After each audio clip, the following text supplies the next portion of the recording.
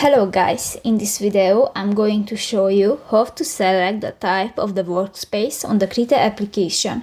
But first of all, I just want to mention, please don't forget to subscribe to our channel, because at 100,000 subscribers we are going to show you our YouTube revenue statistics and growth strategy, how to make money online.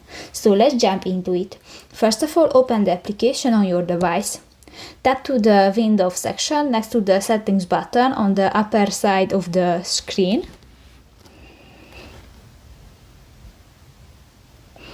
And click to the workspace, and here you can find you can choose workspace for animation, big paint, big vector, default, minimal, small vector, storyboarding, VFX paint, and done.